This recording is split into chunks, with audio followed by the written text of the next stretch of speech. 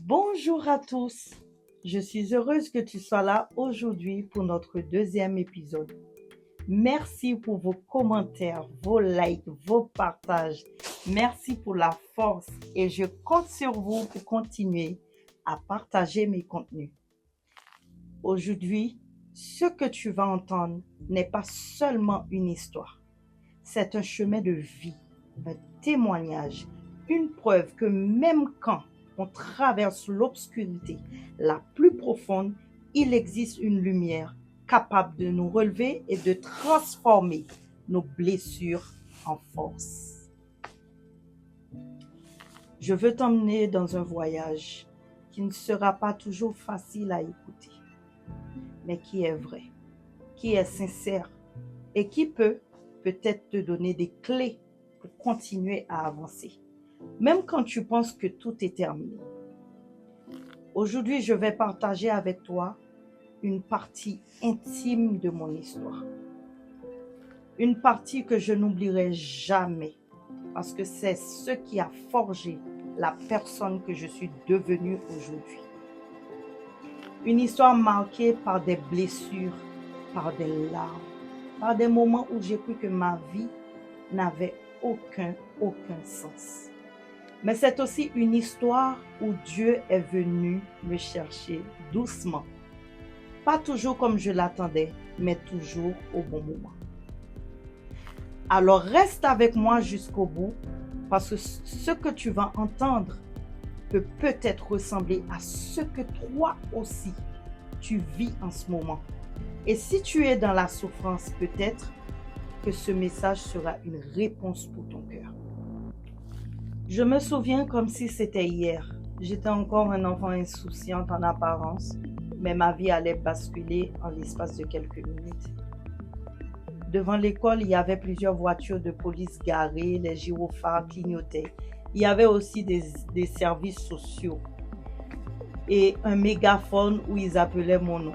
Tout ça, c'était irréel, comme si je me retrouvais dans un film dont je n'avais jamais voulu être l'actrice principale. Je tenais la main de ma maîtresse qui tentait de me rassurer en répétant doucement « Tout va bien se passer, ne t'inquiète pas, tu es en sécurité ». Mais dans mon cœur, la peur, il était très immense. Je tremblais, j'étais sous le choc, mais en même temps, au fond de moi, il y avait comme un minuscule soulagement. Je savais qu'à partir de ce jour, plus personne allait me frapper, plus de gifles, plus de coups, plus de violence. Le juge des affaires familiales avait ordonné que je sois enlevée à mes parents et placée à la maison de l'enfance. Et même si ce moment a marqué la fin d'une souffrance physique, il a aussi ouvert la porte à une souffrance, celle qu'on appelle la solitude, l'abandon et de l'incompréhension.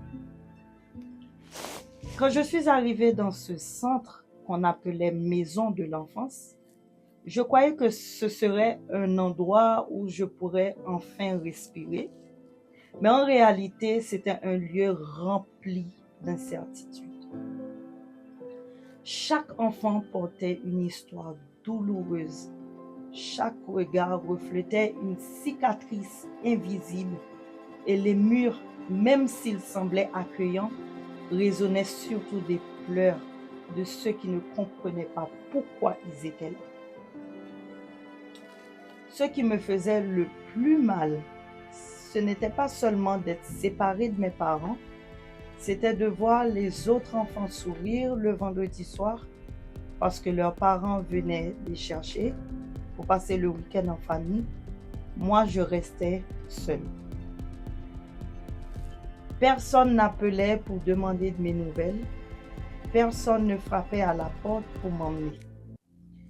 Je regardais les autres partir et chaque départ était comme une blessure qu'on rouvre encore et encore.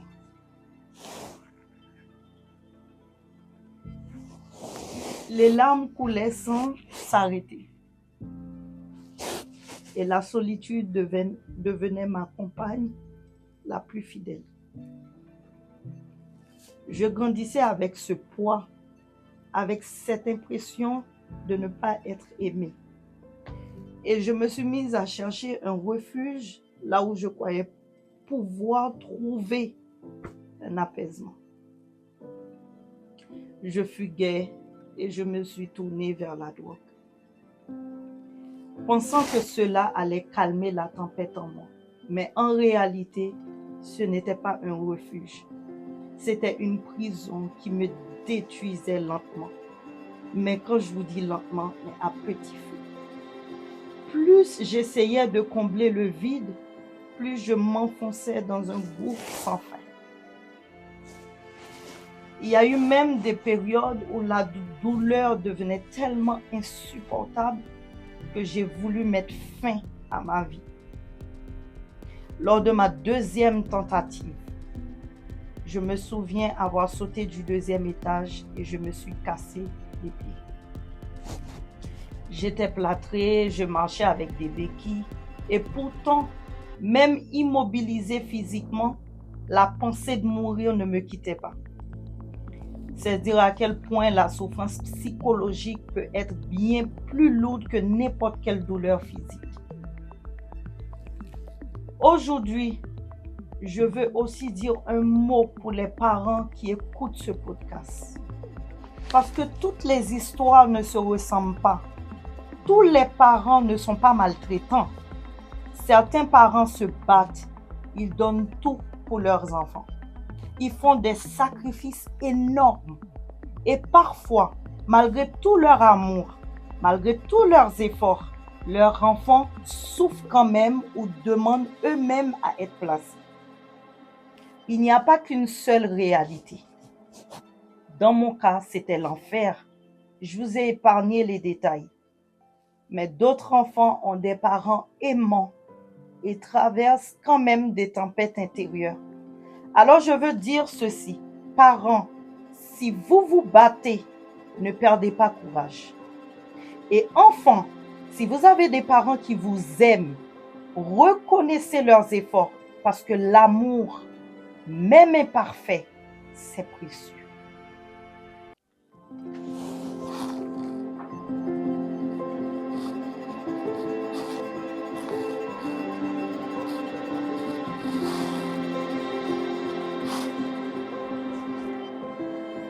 Il m'a fallu des années pour comprendre que je n'étais pas seulement un enfant abandonné, que je n'étais pas seulement la fille placée. J'ai dû apprendre à me voir autrement. Petit à petit, j'ai commencé à me dire chaque matin que je pouvais me relever, que ma vie ne s'arrêtait pas à mes blessures. C'était difficile. Parfois, je n'y croyais pas moi-même, mais j'ai continué. Et avec le temps, j'ai compris que mes blessures pouvaient devenir mes forces, que mes cicatrices pouvaient devenir des témoignages.